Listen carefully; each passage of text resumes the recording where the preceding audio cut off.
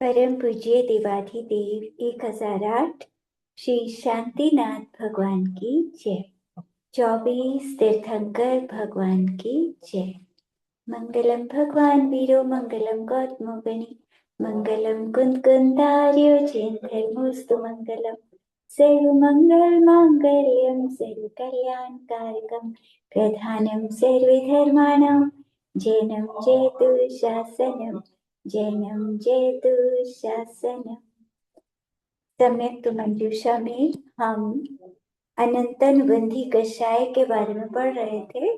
तो कल हमने पढ़ा था अनंतानुबंधी राग। तो राग के बारे में कहते हैं कि कोई अचेतन धन संपत्ति, मकान, दुकान, वस्त्र, आभूषण आदि के खो जाने पर या बिक जाने पर उसके विषय में सोच सोचकर दुखी होना, 50-60 वर्ष के बाद भी कि अरे मेरा इतना अच्छा मकान था, इतने मूल्यवान आभूषण थे, हमें बेचने पड़े। तो ये अनंतानुबंधी राग। तो ऐसा राग भी छोड़ देना चाहिए, बीती बातों को याद नहीं करना। इसी तरह अपने पति पत्नी पुत्र या विशिष्ट इष्ट जनों का वियोग होने पर अब इस संसार में जीने से क्या फायदा, तो ये सोचकर मतलब परेशान हो जाना, हृदयाघात हो जाना, स्वयं गोली खाकर या फांसी लगाकर आत्महत्या तक कर लेते हैं। तो ये सब अनंतानुबंधी कषाय का परिणाम है। अब प्रश्न है कि अनंतानुबंधी कषाय पत्थर की लकीर के समान होती है, तो क्या वह कभी भी समाप्त नहीं हो सकती? तो कहते हैं यद्यपि अनंतानुबंधी कषाय पत्थर की लकीर के समान होती है, फिर भी उसे समाप्त किया जा सकता है। यदि उसको कभी समाप्त नहीं किया जा सकता हो तो संसार में कोई भी मोक्ष नहीं जा पाएगा, क्योंकि हर जीव अनादिकाल से मिथ्या दृष्टि रहा अनंतानुबंधी कषाय वाला ही है। जितने भी आज तक सिद्ध बने हैं तो पहले वो सब मिथ्या दृष्टि थे, सबके अनंतानुबंधी कषाय थी।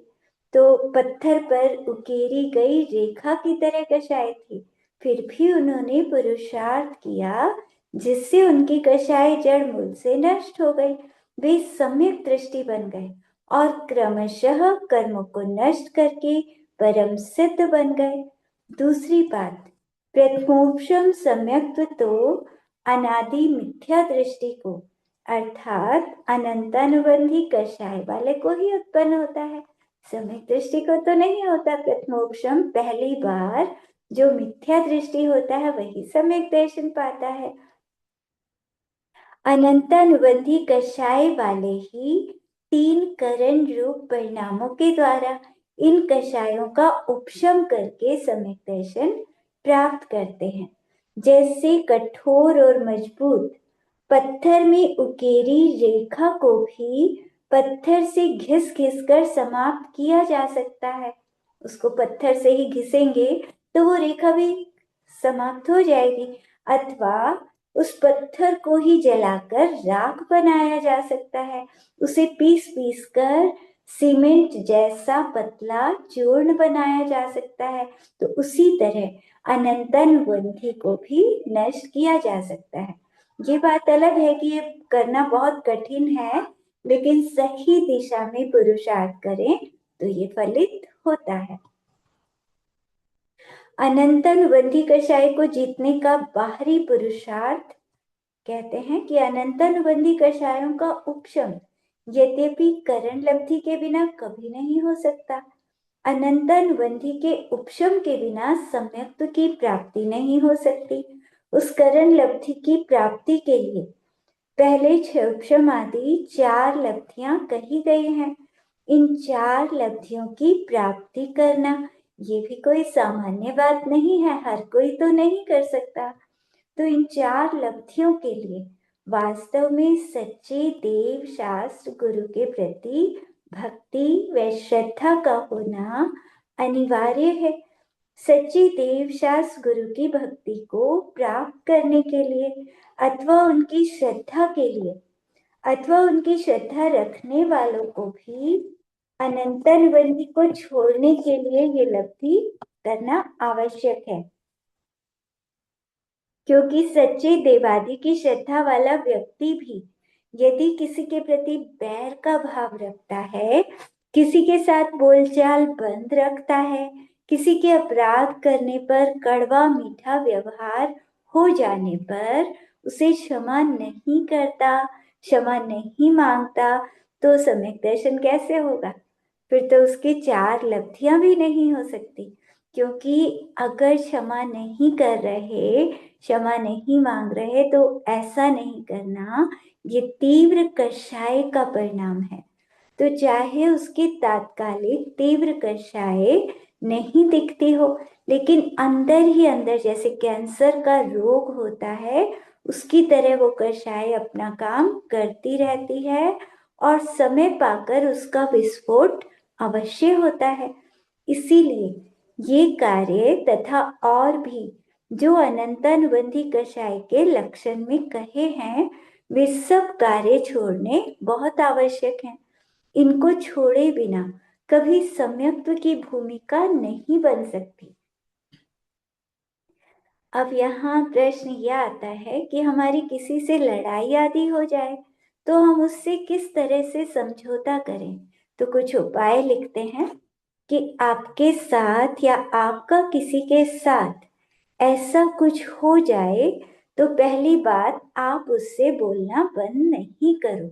यदि कभी बोलना बंद कर दिया है तो महावीर जयंती, दीपावली, क्षमावाणी, साधु के आहार, सेवा, वैयावृत्ति आदि किसी बहाने से उसे जय जिनेन्द्र कर लें।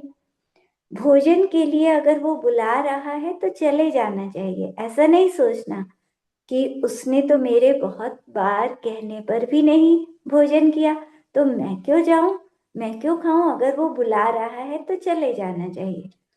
आपसे मन मुटाव वाला कहीं बाहर गांव में रहता है तो इन्हीं दिनों में फोन, पत्र आदि के माध्यम से क्षमा मांग ले।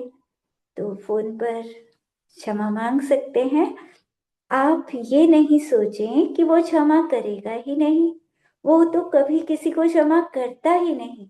मैं उससे क्षमा मांग भी लूं तो भी वो कुछ दिन में फिर से लड़ेगा। वह क्षमा करेगा या नहीं, ये चिंता हमको नहीं करनी। हमें तो ये देखना है कि मैंने उसे क्षमा किया या नहीं। हमें अपनी तरफ से क्षमा कर देना है। तो यदि आपने क्षमा कर दिया है तो आपकी अनंतानुबंधी अवश्य खत्म हो जाएगी। अब दूसरा करे या ना करे, दूसरे के भाव हम नहीं कर सकते, लेकिन अपनी तरफ से हमें क्षमा कर देना चाहिए। कमठ ने भगवान पार्श्वनाथ को क्षमा नहीं किया था तो भगवान पार्श्वनाथ का सम्यक्त्व तो नष्ट नहीं हुआ ना। वो तो सम्यक दृष्टि थे, उनका तो अनंतानुबंधी कषाय का उदय नहीं था। कमठ द्वेष करता रहा तो करता रहे। तो दूसरा कोई द्वेष कर रहा है, उसके भाव उसके साथ, लेकिन हमें अपने भाव अच्छे करने हैं। हमें उसको क्षमा करना है और हमें उससे क्षमा अपने मन में तो कम से कम मांग ही ले। वहां नहीं जा पाए कोई बात नहीं। आपकी किसी से बनती नहीं, अर्थात आपके जिससे विचार कम मिलते हैं या नहीं मिलते हैं, उनसे बहुत ज्यादा व्यवहार नहीं रखना चाहिए। अब पता है कि उसके पास जाएंगे तो कुछ वाद विवाद हो ही जाएगा, तो मत जाओ, उससे दूर ही रहो। तो ज्यादा मत बोले, सिर्फ जय जिनेन्द्र बोला और छुट्टी, आगे फालतू कोई बात ना करें। तो उससे दूर रहें, उसकी बात के बीच में ज्यादा सलाह नहीं दे। अगर वो कोई बात कह रहा है किसी को या कुछ भी कह रहा है तो सलाह देने की कोशिश ना करें, चुपचाप सुन लें जो भी वो बोल रहा है, ताकि बार बार लड़ाई का मौका ही ना आए। दूसरे को लड़ने का मौका ही क्यों देना। तो हम बीच में बोलेंगे ही नहीं तो उसे मौका मिलेगा ही नहीं। किसी ने आपको अपने यहाँ शादी, जन्म दिवस आदि कार्यक्रम में नहीं बुलाया, या आपने उसको अपने कार्यक्रम में नहीं बुलाया, तो भी वो अपनी गलती को स्वीकार करता है, पश्चाताप करता है, पुनः रिश्ता जोड़ना चाहता है, तो आप अवश्य जाएं। तो अगर मतलब वो बुलाना चाह रहा है दूसरा, तो जाना चाहिए। और इसी तरह कषाय के आवेश में आपने उसको नहीं बुलाया और अब आपके भावों में निर्मलता आई, तो आप भी उसे अपने त्योहार वगैरह पर, मतलब फंक्शन, शादी विवाह में अवश्य बुला लें। यदि कोई तीसरा, अर्थात आप दोनों के बीच के रिश्तेदार, हितैषी, गुरु आदि कोई आप दोनों के झगड़े को मिटाने की कोशिश करें, तो आप गड़े मुर्दे नहीं उखाड़ें, अर्थात उनको अपनी पुरानी बातें सुनाकर समझौता करने में बहाना ना बनाएं, समझौते से दूर ना भागें। अगर कोई समझौता करा रहा है तो कर लो, क्योंकि लड़ाई रखने से कोई फायदा नहीं है। क्योंकि भूतकाल की घटनाओं में अब कुछ उनको बदल तो सकते नहीं, अब तो अपने भाव सुधार कर भविष्य को सुधार सकते हैं, उज्जवल बना सकते हैं। आप भविष्य सुधारने का लक्ष्य बनाकर समझौते को स्वीकार कर लें। जिससे आपकी लड़ाई हुई है उससे रास्ता काट कर निकलना, उसके सामने आते ही दृष्टि नीचे कर लेना, धार्मिक क्षेत्र तक में भी उसके पास नहीं बैठना, ऐसा नहीं करना। मंदिर में अगर वो पास में बैठा है तो वहां बैठ सकते हैं, कोई दिक्कत नहीं। भले ही हम स्वाध्याय ना सुने, पूजा ना करें, लेकिन उसके पास नहीं बैठेंगे तो ये तो गलत है ना, ऐसा नहीं करना। हमें मतलब कषाय नहीं करनी, मंदिर में तो बिल्कुल भी नहीं करनी, पैसे भी नहीं करनी। तो भले ही हम धार्मिक कार्य छोड़ दें, रिश्तेदारी की चिंता भी छोड़कर जहां वो गया है वहां नहीं जाना, आदि कार्य नहीं करेंगे। क्योंकि ऐसा करने से आपकी लड़ाई कषायें तीव्र होती जाएंगी, एक दूसरे से दूरी बढ़ती जाएगी। सामने वाले का कुछ बिगड़े या नहीं बिगड़े, लेकिन आपके भावों में ऐसे, अगर आप उसके पास भी नहीं बैठना चाहोगे और उसको देखना भी नहीं चाहोगे, तो आपका भाव अवश्य बिगड़ जाएगा। तो हमें ऐसा नहीं करना। ठीक है, सामान्य से कोई सामने से आ रहा है तो आ जाए, कोई दिक्कत नहीं। अपने परिणामों में समता रखनी है। उसके अंदर भी एक सिद्ध भगवान जैसा आत्मा है, हो सकता है वो हमसे पहले सिद्ध भगवान बन जाए। तो हमें किसी को देखकर ऐसा द्वेष का भाव अंदर में नहीं लाना। ऐसा नहीं कि उसके पास नहीं बैठेंगे, अगर वहां बैठना पड़ गया तो कोई बात नहीं, आराम से बैठें, स्वाध्याय भी सुने, पूजा भी करें, तो इतना द्वेष नहीं रखना चाहिए। पुराने अर्थात बचपन में घटी हुई दुखद घटनाओं को याद करना, किसी के द्वारा किए अपमानजनक व्यवहार को स्मरण करना। पहले जो हो चुका कोई बात नहीं, लेकिन उसकी वजह से कषाय नहीं रखनी चाहिए। संघर्ष और समस्याओं का चिंतन करते रहना, ये कषायों को पुष्ट करने वाले विचार हैं। कभी ऐसा प्रसंग आने पर अपनी राम कहानी शुरू कर देना, कषायों को पुष्ट करने वाली वाचिक क्रिया है। तो उन बातों के स्मरण आते ही गुस्सा आना, हृदय की धड़कन बढ़ना, आकुल व्याकुल होकर इधर उधर भ्रमण करने लगना, तो ये कषाय वाली चेष्टाएं नहीं करनी। हमें हमें शांत रहना है, पुरानी बातों को भूल जाना है, दूसरे को देखकर क्रोध नहीं करना, उससे द्वेष नहीं करना। ये सोचना है कि अपना हमारा कर्म उदय में आया था, इसीलिए इसने ऐसा किया। तो अपने कर्म को दोष देना है, दूसरे को दोष नहीं देना। इन सब से बचने के लिए, कषायों का शमन करने के लिए, जैसे ही आपके स्मृति पटल पर पूर्व की दुखद स्मृतियां उभरने लगे, तो आप अपना उपयोग बदल दें, उनको छोड़कर अच्छे विचार सोचना शुरू कर दें। सीता जी, सती अंजना, सती मनोरमा, कि उनके साथ कितना कितना बुरा व्यवहार हुआ। सीता जी को गर्भवती अवस्था में और वन में छुड़वा दिया रामचंद्र जी ने। इतना गलत हुआ तब भी उन्होंने उनसे द्वेष का भाव नहीं किया, तब भी उनके लिए अच्छा ही सोचा कि सम्यक तो ना छोड़ दें, वो मुझे तो छोड़ दिया, लेकिन इस तरह से किसी के कहने में आकर सम्यक दर्शन मत छोड़ देना। तो उन सबको सोचें कि उनके साथ कितना बुरा व्यवहार हुआ था, मेरे साथ तो बहुत कम है। तो उनकी अपेक्षा आपके साथ हुआ ही क्या है।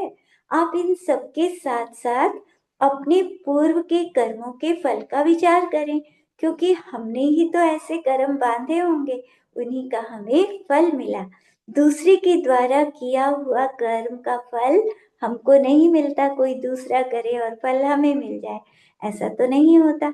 यदि मैं कर्मों के फल में द्वेष, दुख और कषाय करूंगा, तो पुनः ऐसे ही दुष्कर्मों का बंध हो जाएगा और भविष्य में उनका फल भी फिर से दुख वाला मिलेगा। अथवा इस तरह प्रसंग आने पर आप ऐसे स्थान को छोड़ दें, मतलब अगर आपके मन में भाव अच्छे नहीं हो रहे तो वहां से निकल जाएं, बात बदल दें, अन्य चर्चा शुरू कर दें।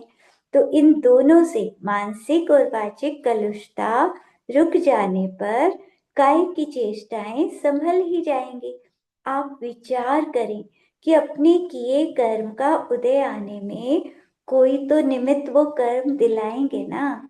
हमारा कर्म उदय में आएगा तो किसी को तो पकड़ेंगे, और जो पास होगा उसी को निमित्त बनाते हैं, दूर वाले को कैसे लाएंगे। तो चाहे चेतन हो या अचेतन, किसी भी निमित्त से वो कर्म अपना फल देते हैं।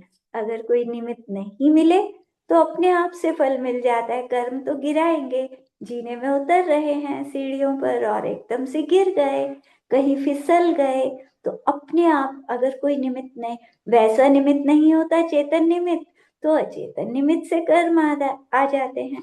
तो कर्म को तो अपना फल देना ही देना है। अब अगर अपने आप से गिर जाते हैं, फिसल जाते हैं, तो किस पे गुस्सा करेंगे, किसी पर नहीं करते ना, किसी से कषाय नहीं करते, तब भी तो शांत रहते हैं, चाहे फ्रैक्चर हो जाए, कुछ भी हो जाए, शांत पड़े हैं कि अरे कर्मों का उदय था। तो ऐसे ही दूसरे पर भी गुस्सा क्यों करना, वहां भी तो मेरे ही कर्म करा रहे हैं, मेरे कर्म उदय में आए इसीलिए तो उससे करा रहे हैं, तो उस पर क्रोध नहीं करना।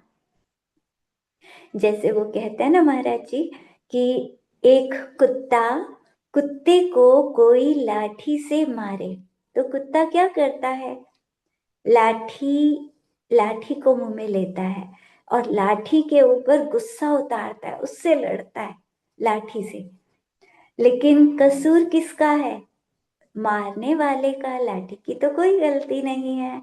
तो लेकिन कुत्ता मूर्ख होता है, इतना समझदार नहीं है कि उसे ये समझ आए कि मारने वाले का दोष है। लेकिन शेर होता है समझदार, शेर के ऊपर कोई बंदूक से गोली चलाए तो वो बंदूक पर नहीं झपटेगा, वो मारने वाले पर झपटेगा। तो उसी तरह अब हम किसकी तरह बनते हैं, हम तो अगर सामने वाले से लड़ते हैं तो कुत्ते की तरह मूर्ख हो गए। सामने वाला तो लाठी की तरह है, करा तो मेरे कर्म रहे हैं, मेरे कर्म उदय में आए तो वो उसके द्वारा मेरा बुरा करा रहे हैं। सामने वाला लाठी की तरह, लाठी की क्या गलती। तो हम इस बात को हमें थोड़ा सा समझना चाहिए कि हमें शेर की तरह समझदार बनना है, अपने कर्मों को दोष देना है, दूसरे को दोष नहीं देना। तो चेतन निमित्त पर गुस्सा क्यों करें, हम दूसरे के ऊपर गुस्सा क्यों करते हैं, कर्म तो अपने किए हमने, हमारे कर्म उदय में आए और गुस्सा हम दूसरे पर कर रहे हैं। तो हमें ये सोचना चाहिए कि देखो मेरा कर्म उदय में आया, अब वो उसने इस बेचारे को निमित्त बना दिया, अब इसके तो कर्म बन गए ना, मेरी वजह से, मेरे कर्म के कारण इसके कर्म बन गए, आगे चलकर इसके साथ ऐसा होगा तो उस पर तो दया करनी चाहिए, गुस्सा नहीं करना चाहिए कि मेरी वजह से बेचारा ये फंस गया, मेरे कर्मों ने इसे फंसा दिया।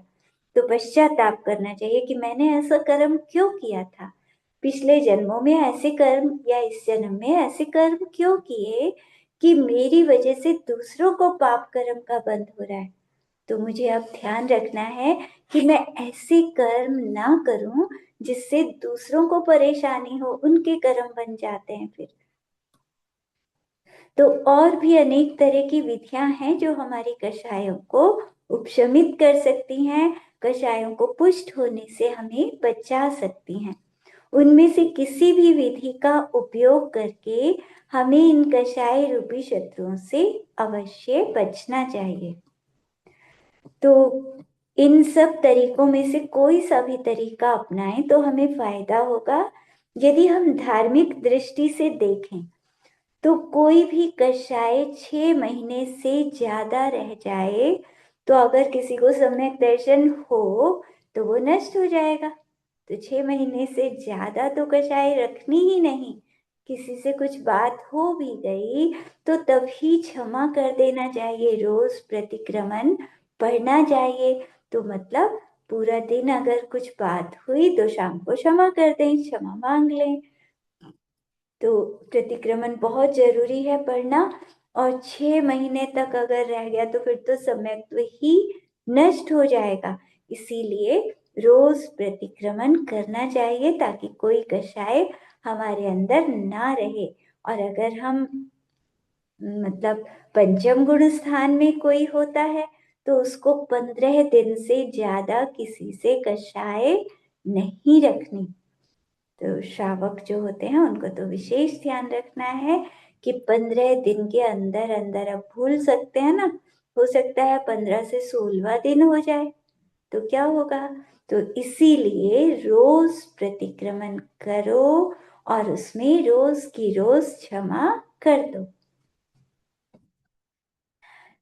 तो ऐसा विचार करके हम संसार भ्रमण मिटाने के लिए यदि किसी से क्षमा मांगते हैं या किसी को क्षमा करते हैं तो 5 उंगलियां घी में हैं, क्योंकि इससे यहाँ भी सुख और परलोक में भी सुख मिलता है। लेकिन आप शारीरिक दृष्टि से भी, अर्थात कषाय करने से, पैर बांधे रखने से यहाँ पर भी बीमारियां हो जाती हैं। सिर दर्द, बीपी हाई, शुगर, अनेक तरह की बीमारियां हो जाती हैं टेंशन से। तो वे बीमारियां मुझे ना हो, मैं स्वस्थ रहूं, तो इसीलिए क्षमा कर देना चाहिए और क्षमा मांग लेना चाहिए। तो 3 लोक में हम भावना करते हैं ना कि 3 लोक में किसी एक जीव से भी मेरा बैर नहीं। तो किसी को अपना शत्रु नहीं समझना। सबके अंदर सिद्ध भगवान जैसा आत्मा है, कोई मेरा शत्रु नहीं है। वो अगर मुझे शत्रु माने तो कोई बात नहीं, लेकिन मुझे किसी को भी अपना शत्रु नहीं मानना।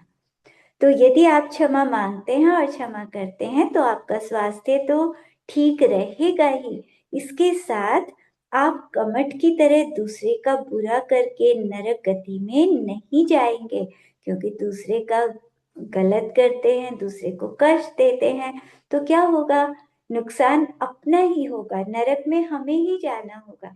कमठ बार बार नरक में जाता था और पार्श्वनाथ भगवान क्षमा करते थे, वो बार बार स्वर्ग में जाते थे। तो हमें स्वर्ग में जाना है या नरक में जाना है? अब सोच लेना कि कमठ बनना है या पार्श्वनाथ भगवान बनना है। तो सभी को पार्श्वनाथ भगवान बनना है, कमठ तो कोई भी बनना नहीं चाहेगा। इसीलिए हमें अच्छे भाव रखने हैं, सबको क्षमा कर देना है। तो नरक गति में जाना पड़ेगा या फिर बदला लेने के लिए कभी सांप बने, कभी व्याघ्र बने, शेर बने, तो दुष्ट तिर्यंचों में जाना पड़ेगा और ये तिर्यंच बन के फिर नरक में जाना पड़ेगा। तो ये लाभ तो आपको साक्षात होगा। और कषाय की मंदता रखेंगे तो देव शास्त्र गुरु के चरणों में अच्छा भाव रहेगा और भविष्य में मोक्ष की प्राप्ति होगी। रत्नत्रय को प्राप्त करके मोक्ष को पा लेंगे। इसीलिए आप भले ही किसी से क्षमा करें, किसी भी अपेक्षा क्षमा करें, लाभ ही लाभ है, तो क्षमा करना ही चाहिए।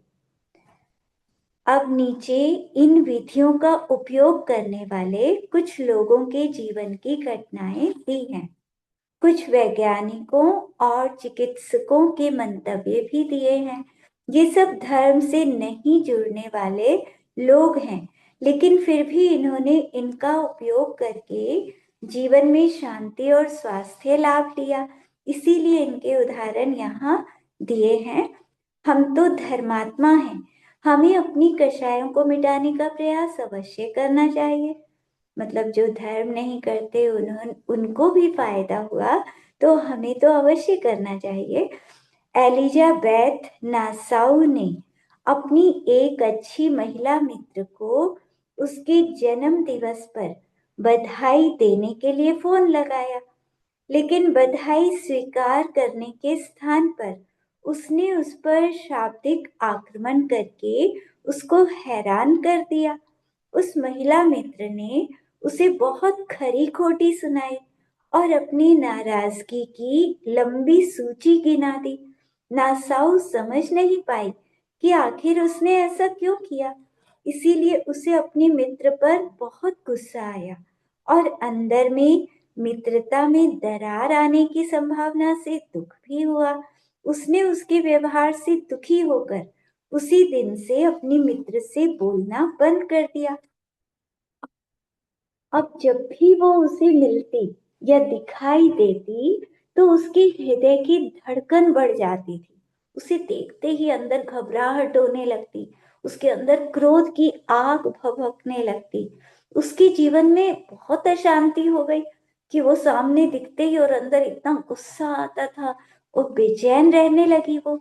एक दिन उसको जब वह मिली तो उसने उसे रोक कर कहा कि आपने जन्म दिवस की बधाई देते समय जो कड़वी मीठी बातें सुनाई, उसका कारण मुझे कुछ समझ में नहीं आया। वे बातें मुझे बहुत बुरी लगी। इतनी बातें सुनकर भी मित्र ने कोई प्रतिकार नहीं किया। उससे कहने का कोई सार नहीं निकला, लेकिन उससे बोलने के कारण उसे स्वयं को शांति की अनुभूति हुई। मतलब दूसरे ने जवाब भी नहीं दिया, कुछ बोला भी नहीं, लेकिन उसे वो बात कहने के बाद शांति मिली। तो नासाऊ का कहना है कि अब वो मेरे सामने ही नहीं, पास में आकर बैठ भी जाए तो मेरी धड़कन भी नहीं बढ़ती और मुझे क्रोध भी नहीं आता। तो ये भी एक उपाय है कि दूसरा कोई नहीं भी बोले, लेकिन हम उसके प्रति चाहे मुस्कुरा दिए उसे देखकर, थोड़ा सा मतलब अच्छा कि हमें कोई कषाय नहीं है। दूसरे को ये लगना चाहिए कि हमें उसके प्रति कोई क्रोध नहीं है, क्रोध का कोई भाव नहीं है, तो उससे परिणाम फिर शांत रहते हैं। एक महिला अपने पिताजी की कार चलाने की विधि से बहुत परेशान थी। उसने एक दिन अपने पिताजी से कहा, पिताजी अब आप कार चलाना बंद कर दीजिए, क्योंकि आपके कार चलाने की विधि दिन प्रतिदिन खतरनाक होती जा रही है। उसकी बात सुनकर उसके पिताजी इतने नाराज हुए कि वो क्रोध से कांपने लगे और बोले, मैं बचपन से कार चलाता रहा हूँ, आज तक तो मुझे किसी ने टोका नहीं, आज तुमने इतना साहस कैसे कर लिया। इस तरह सैकड़ों बातें सुनाते हुए यहाँ तक कह दिया कि अब मैं कभी तेरी सूरत नहीं देखना चाहता। तो वो महिला अपने पिताजी के इस व्यवहार पर बहुत क्रोधित हुई। उसने पिता के यहाँ जाना आना बोलना भी बंद कर दिया। तो 7 महीने निकल गए। जब जब प्रकरण आया, स्मरण आता, पिता की याद आती, तो उस दिन पिता के द्वारा किया व्यवहार उसके मस्तिष्क में चक्कर काटने लगता। उसका बीपी हाई हो जाता, उसके हृदय की धड़कन तेज हो जाती, उसके दिल में उथल पुथल मच जाती, उसका मन क्षुब्ध हो जाता। एक दिन उसने सोचा कि पिताजी बड़े हैं, वो मुझे प्रेम करते हैं, मुझे उन पर ऐसा क्रोध नहीं करना चाहिए। एक बार मुझे उनके पास जाकर क्षमा मांग लेनी चाहिए, वो अवश्य मुझे क्षमा कर देंगे। वो अपने पिताजी के पास जाकर बोली, पिताजी मैंने आपको कार चलाने के लिए मना करके जो विकल्प करवाया उसके लिए मैं क्षमा मांगती हूँ। मुझे बहुत दुख है कि मैंने आपको दुखी किया। तो उसकी बात सुनकर पिता को अच्छा लगा, तो उस दिन से उनके रिश्ते फिर से स्थापित हो गए। विशेष ये हुआ कि उस महिला के दिमाग में जो बेचैनी हो जाती थी उस बात को याद करके, जो परेशानी होती थी, अब वो समाप्त हो गई। तो मतलब हमें ध्यान रखना है कि किसी के ऊपर पहले तो ऐसा गुस्सा करना ही नहीं, किसी को ऐसा कुछ कहना ही नहीं कि जिससे दूसरे को गुस्सा आए या दूसरे को बुरा लगे। अगर कुछ ऐसा कह भी दिया है तो उसके लिए क्षमा मांग लेनी चाहिए। विद्वान लस्किन कहते हैं कि क्षमा मांग लेने से बैरपूर्ण भावनाएं सकारात्मक सोच में बदल जाती हैं और आपके शरीर को शांति व आरामदायी अनुभव कराती हैं, जिससे स्वास्थ्य में वृद्धि होती है। तो आप भी खुश रहेंगे और दूसरे के ऊपर भी इतना प्रभाव नहीं पड़ेगा। तो हमें मतलब उसी दिन क्षमा कर देना चाहिए। हम कुछ दिन भी क्यों रखें, कोई बात हो जाए तो तभी साथ के साथ क्षमा कर दें, ताकि फालतू के विकल्प ही ना रहे। इन्होंने, ये जो विद्वान लस्किन है, इन्होंने आयरलैंड के 17 युवकों को जिनके संबंधी आतंकवादी हिंसा के शिकार हुए थे, उन्हें 1 सप्ताह तक क्षमाशीलता का प्रशिक्षण दिया। मात्र 7 दिन में क्षमा करने से उनके हताशापूर्ण दुख में, मतलब वो बहुत ज्यादा दुखी थे वो युवक, तो रोज क्षमा करने से उनको 40% उनके दुख में कमी आ गई। और उनके जो सिर में दर्द, कमर दर्द, नींद नहीं आती थी, उस मतलब आतंकवादियों ने उनके परिवार वालों को जो मारा था, तो उसकी वजह से वो बहुत ज्यादा परेशान रहते थे। तो वो सब उसमें फर्क पड़ा क्षमा करने से। तो 1 हफ्ते तक उनको सिखाया। उनका कहना था कि आप कभी भी क्रोध को उलट पुलट कर देखेंगे तो क्षमाशीलता ही शक्तिशाली हो सकती है। भूतकाल को तो बदल नहीं सकते, जो हो गया सो हो गया, लेकिन जिनका समाधान नहीं हो पा रहा है, तो उन मामलों का और उनके पीछे लगे हुए व्यक्ति के साथ मेल मिलाप करके एक स्वस्थ भविष्य की तरफ बढ़ा जा सकता है। कुछ छात्रों को पहले पूर्व की शत्रुता और अपने साथ दुर्व्यवहार को याद करने के लिए कहा गया। तब उनके हृदय धमनी संबंधी रोग बढ़ गया। मतलब उनसे कहा कि चलो तुम किसी से शत्रुता हो, किसी ने तुम्हारे साथ बुरा व्यवहार किया तो उसको याद करो। तो वो उसको सोचने लगे तो उनकी बीमारी बढ़ी। और जब उनसे कहा कि अब उनको क्षमा कर दो, भूल जाओ उनके अपराध, सब शत्रुओं को क्षमा कर दो, ऐसा प्रशिक्षण जब दिया गया तो उनके हृदय में रक्त प्रवाह अधिक हुआ और धमनियों का कड़ापन दूर हो गया, वो स्वस्थ हो गए। तो कई छात्रों के क्षमा अपना लेने से मन में होने वाला दुर्भाव और मलिनता समाप्त हो गई। उसके फल में उनका रक्तचाप 2.5 गुना कम हो गया।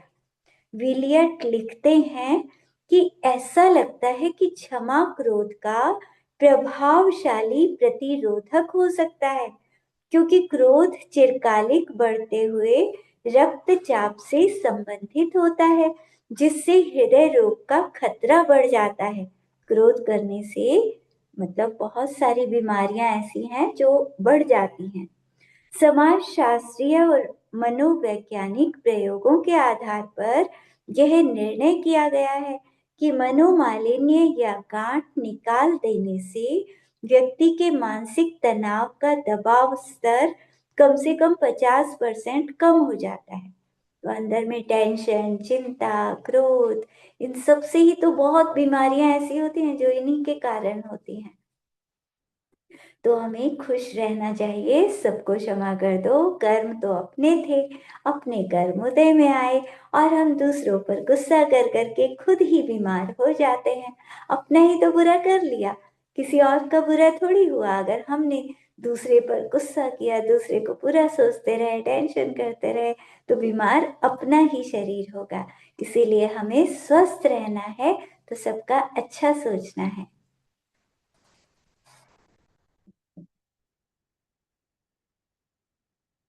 एक महिला ने बताया कि जैसे ही मैंने अपनी मित्र के सामने खेद प्रकट करने वाले शब्द उच्चारित किए तो मुझे अनुभव हुआ कि मैंने उसे क्षमा कर दिया है और इसका प्रभाव भी तुरंत हुआ।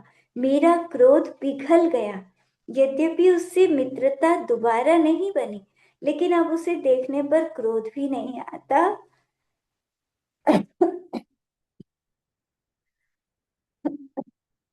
मतलब उसे देखकर ना तो क्रोध आता और ना ही घृणा होती।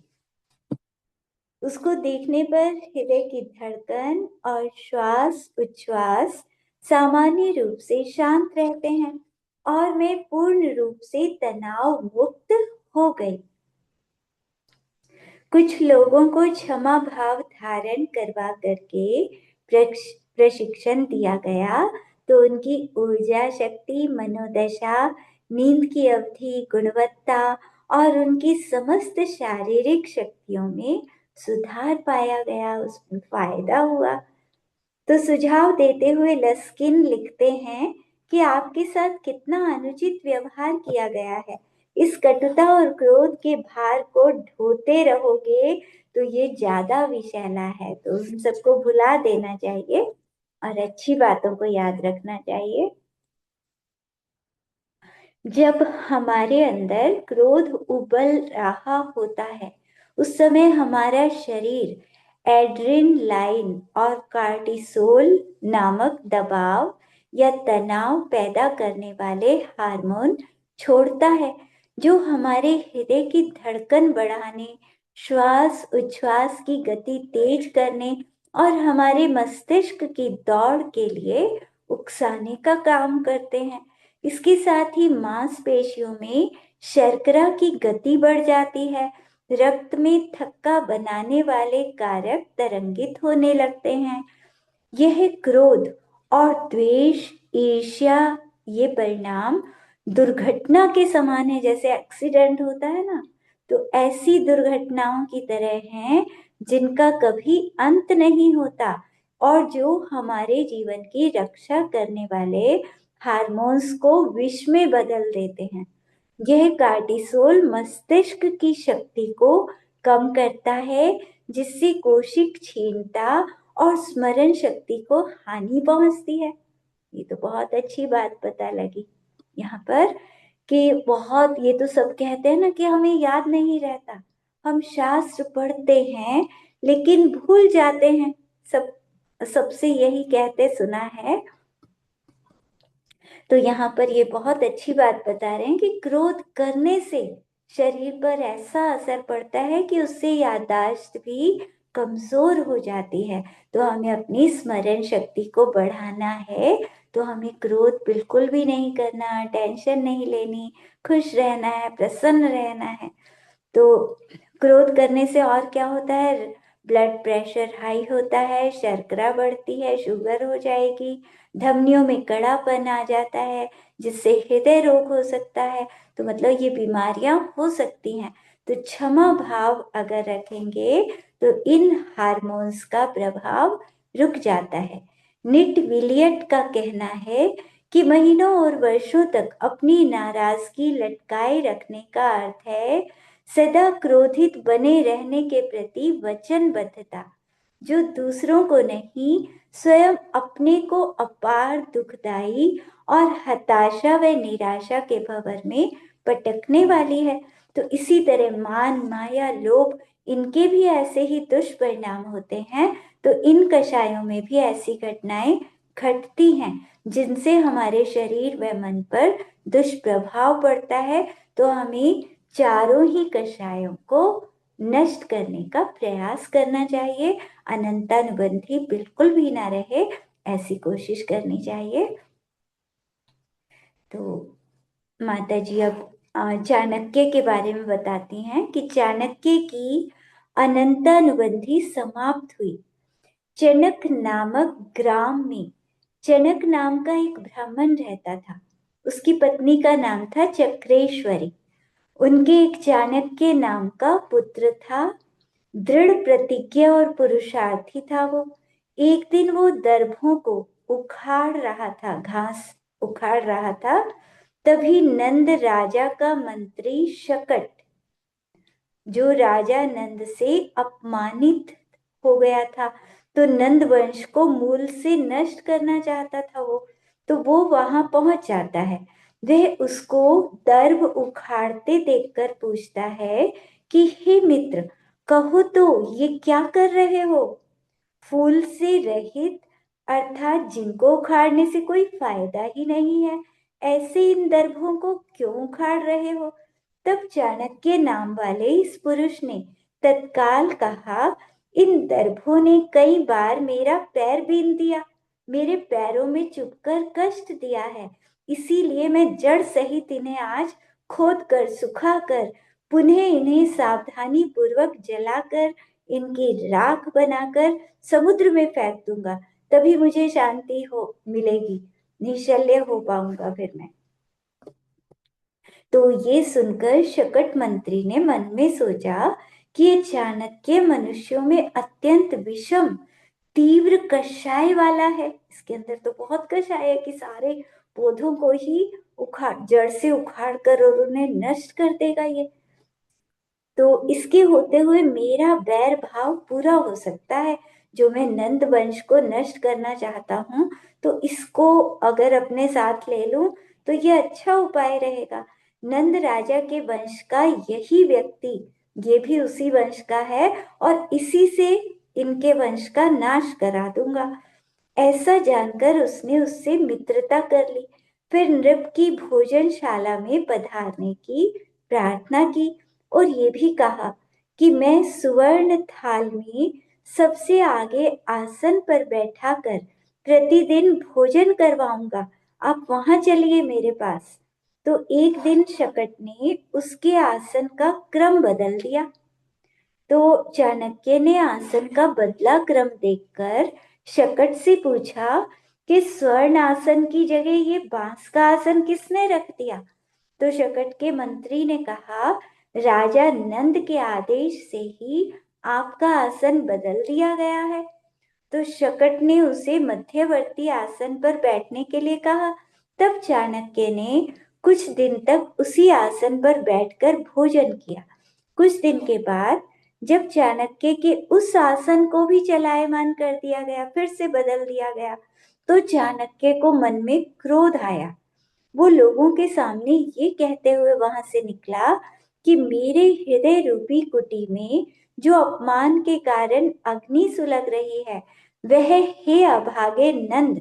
अब उसको ये लगा ना कि नंद ने ही झूठ बोल दिया था, नंद ने तो कुछ भी नहीं किया था, लेकिन जानबूझकर उसका नाम ले दिया ताकि ये चाणक्य नंद वंश को खत्म कर दे।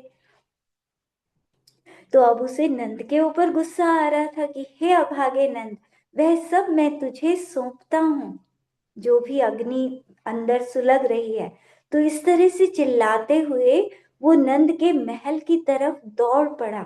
उसके वचनों को सुनकर शत्रुओं को नष्ट करने में पटु चंद्रगुप्त नामक कोई वीर योद्धा, उसने सुन ली उसकी बात और चाणक्य के पीछे लग गया वो। पुनः वे दोनों चंद्रगुप्त और चाणक्य मिलकर प्रचुर सहायता मांगने के लिए सीमांत निवासी अहिराज के समीप गए। अपने अपमान का बदला लेने में चतुर उस चाणक्य ने प्रचंड क्रोध से भरकर युद्ध भूमि में राजा नंद को मूल से नष्ट करके चंद्रगुप्त को पाटलिपुत्र का राजा बना दिया। तो यहाँ चाणक्य मतलब हमने जाना कि अनंतानुबंधी तो उसकी कषाय थी और तीव्र क्रोधी था। तो इतना क्रोधी और वही चाणक्य, बाद में क्या हुआ कि उसने जिन दीक्षा ले ली, मुनिराज बन गए वही चाणक्य। तो तीन चोकड़ी कषाय का क्षम करके सम्यक दृष्टि मुनिराज बन जाते। कहाँ इतना ज्यादा क्रोध, मतलब ऐसा नहीं है कि किसी के अनंतानुबंधी क्रोध है तो वो धर्म नहीं कर सकता। कितना ही क्रोधी बड़े से बड़ा पापी जीव भी कब उसके भाव बदल जाएं और वो धर्मात्मा बन जाए, तो वो मुनि दीक्षा ले लेते हैं और भाव लिंगी संत बनते हैं। तब एक बार वो अपने 500 शिष्यों के साथ दक्षिणा पथ स्थित वनवास नाम के स्थान पर पहुंचे और वहां से पश्चिम दिशा में महाक्रौंचपुर के एक गोकुल नाम के स्थान में कायुस सर्प मुद्रा में बैठ गए। उस नगर का राजा था सुमित्र।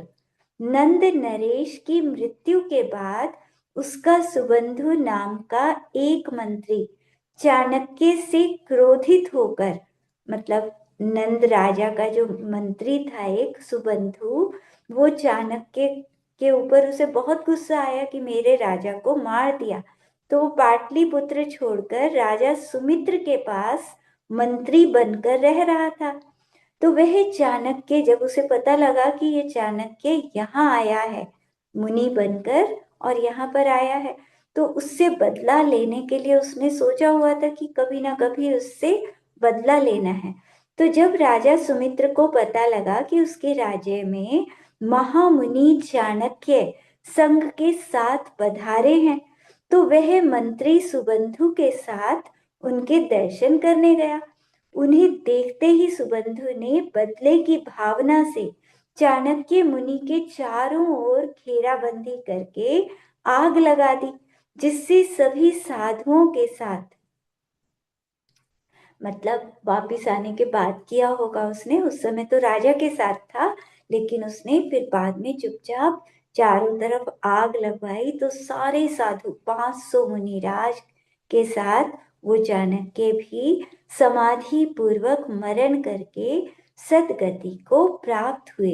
यद्यपि चाणक्य में प्रचंड कषाय थी, फिर भी उपसर्ग जब हुआ तो उन्होंने कोई क्रोध नहीं किया, बिल्कुल शांत हृदय से क्षमा का भाव रखा और स्वर्ग में देवगति को प्राप्त किया। तो वैसे उन्होंने जब दीक्षा ली थी तभी उनके अनंतानुबंधी कषाय तो नष्ट हो गई थी, लेकिन घोर उपसर्ग आने पर भी बैर का भाव नहीं आया। ये उनके अनंतानुबंधी कषाय के अभाव का प्रमाण है।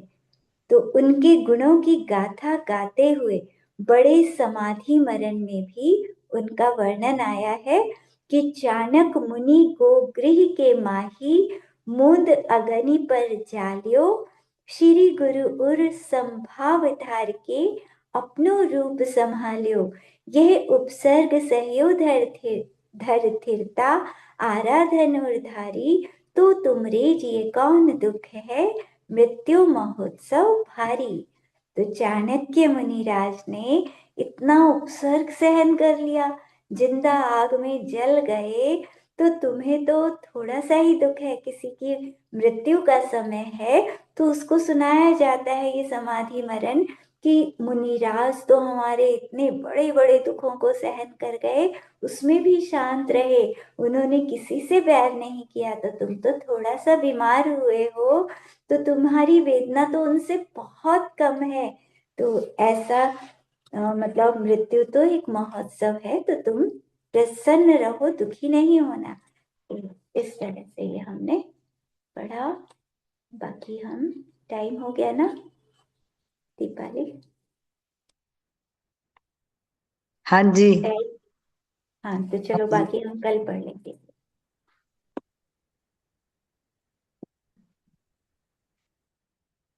जवानी के ज्ञान ते सुझिलो कालोक, सुवानी मस्तक चढ़ो सदा ते धोधो। ही जिनवानी भारती तो ही जब दिन रैन, जो तेरी शरणा गए सो पावे सुख चैन। नौकर नौकर।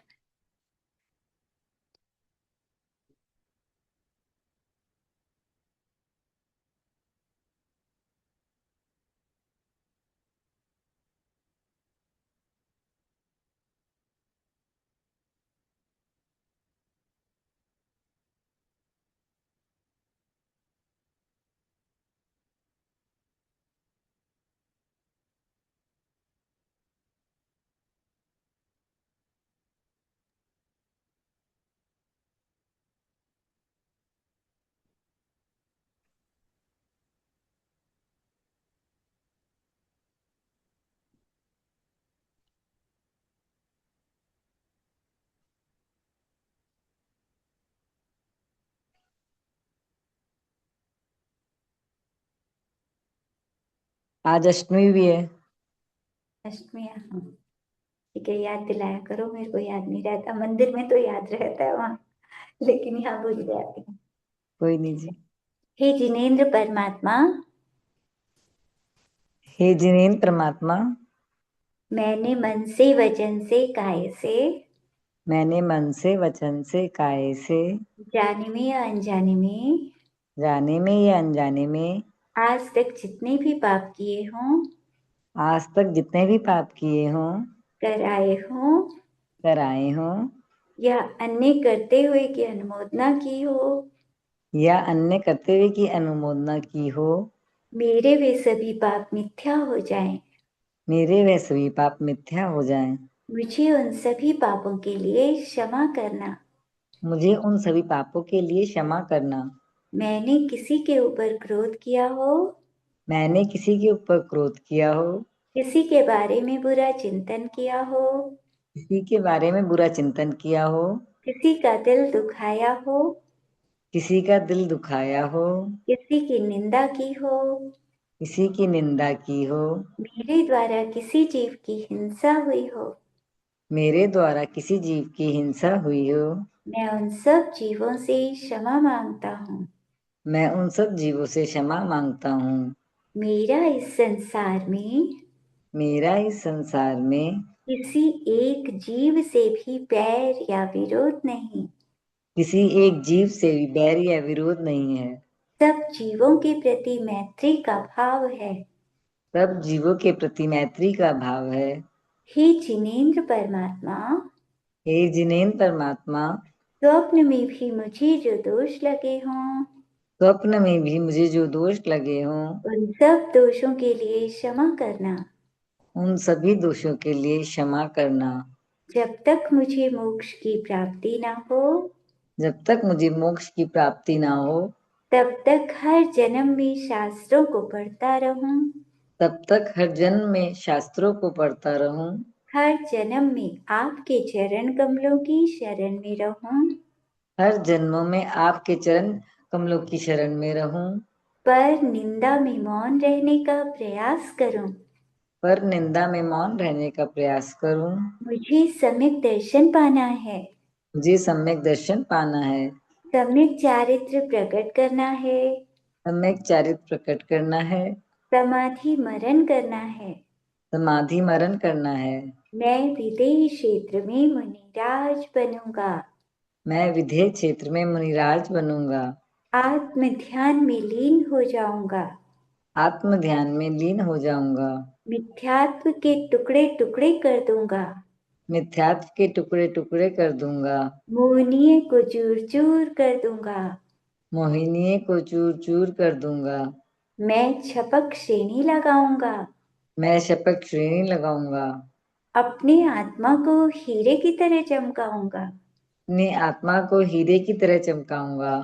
मैं भी आपकी तरह अरिहंत बन जाऊंगा, मैं भी आपकी तरह अरिहंत बन जाऊंगा, आकाश के मध्य में विराजमान हो जाऊंगा।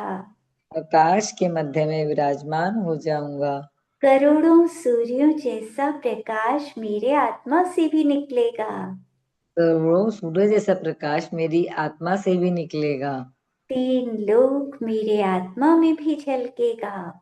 तीन लोक मेरी आत्मा में भी झलकेगा। मैं भी आपकी तरह आठों कर्मों को नष्ट कर दूंगा। मैं भी आपकी तरह आठों कर्मों को नष्ट कर दूंगा। सिद्ध शिला पर पहुंच जाऊंगा। सिद्ध शिला पर पहुंच जाऊंगा। सिद्धों के बीच में विराजमान हो जाऊंगा। सिद्धों के बीच में विराजमान हो जाऊंगा। अनंत सुख में डूब जाऊंगा। अनंत सुख में डूब जाऊंगा। अनंत आनंद में लीन हो जाऊंगा। अनंत आनंद में लीन हो जाऊंगा। हमेशा के लिए सारे दुखों को नष्ट कर दूंगा। हमेशा के लिए सारे दुखों को नष्ट कर दूंगा। नमोस्तु भगवन, नमोस्तु भगवन, नमोस्तु भगवन। नमोस्तु भगवन, नमोस्तु भगवन, नमोस्तु भगवन। चलो ध्यान करते हैं।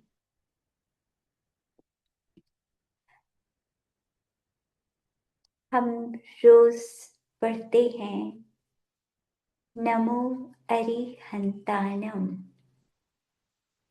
जितने भी अरिहंत भगवान हैं, उन सबको हमारा नमस्कार। पूरे 2.5 द्वीप के अंदर इस समय विदेही क्षेत्रों में विजयार्थ पर्वतों पर चारों दिशाओं में जितने भी अरिहंत हैं, सबको हमें भावों से नमस्कार करना है। और भूतकाल में आज तक जितने भी अनादि काल से अरिहंत भगवान हो चुके हैं, उन सबको हमारा नमस्कार। भविष्य में जितने भी अरिहंत बनेंगे, उनमें हमारा आत्मा भी आ जाएगा। भविष्य के सब अरिहंत भगवानों को हमारा नमस्कार, नमस्कार। नमो सिद्धानम। हम सिद्ध भगवानों को नमस्कार करते हैं। 3 लोक में सबसे ऊपर सिद्ध भगवान, अनंतानंत सिद्ध भगवान, उन सबको हमारा नमस्कार हो। अनादि काल से हर 6 महीने में 608 जीव सिद्ध शिला पर जाते रहते हैं और इस तरह से अनंतानंत भगवान बन चुके हैं। भूतकाल के सब सिद्ध भगवानों को हम नमस्कार करते हैं।